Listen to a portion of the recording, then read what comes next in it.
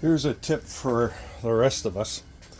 Lots of videos on replacing springs on your Tahoe Suburban Sierra or whatever. But those guys got lifts. Isn't that nice? I don't. I got to crawl around on the freaking ground.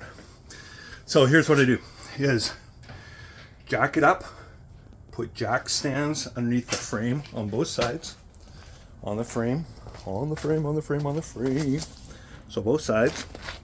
And then when you get to a wheel, take the wheel off. Take the wheel and tire off. And then, while it's still held up by the jack, undo the bolts for the shock and for the, what do you call it? Stabilizer bar, I guess.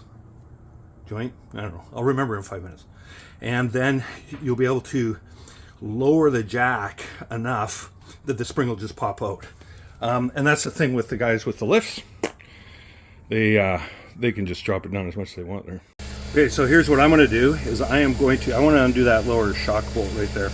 And so I'm just actually, so that the jack doesn't get in the way, I'm just going to kind of lower it. It's no big whoop.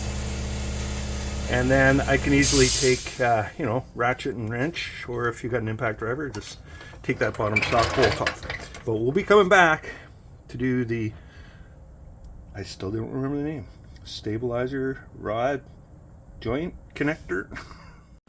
So I now got this bottom shock bolt undone. So I'm going to just jack it up a bit until this gets loose.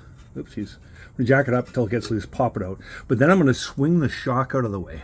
And the reason why is it will give clearance to remove the top sway bar link bolt. I remembered.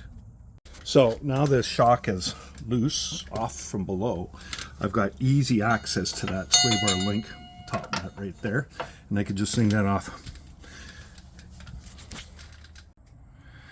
Okay, the top sway bar link bolt is off, right up there. Where are you? Right there. Shock is off, and so I can just drop this down now.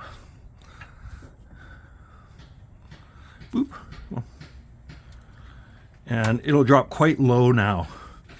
And that spring will just be floppy in there. So I can just now pull that spring out through this side.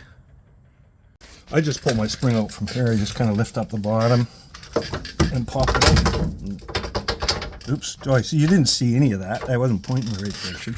But anyways, it just lifts right out and out it comes. Thing of beauty. Time to put in the next. Okay, got the new spring in place. I got the jack just lifting a little bit. So there's the jack. Got it lifting a little bit just to hold that spring in place. And now what I'm going to do is gently lift the jack up to get the sway bar link in place, pop its bolt in.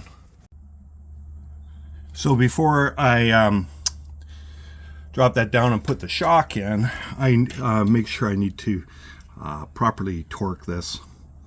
I think it's 78 foot-pounds. Don't take me on that. Look it up yourself and put that back together. Otherwise, the shock will be in the way of that nut. It'll be a little bit more of a pain to do, that's all. With the shock bolt and nut here, you don't have to do anything fancy with the jack because the shock extends and retrieves. So all you have to do, get it roughly put into place, and then get your bolt ready to go. And then you can just shift up, lift up the shock a little bit to put it in its place. Yep. Remember to torque that thing. Okay, and then just mount the wheel back on. Make sure when you lower it, torque the lug nuts. And then lift it up, take out your jack stands, go for a test drive, listen for any weirdo sounds. Thanks for watching. Maybe. I guess so. Why not?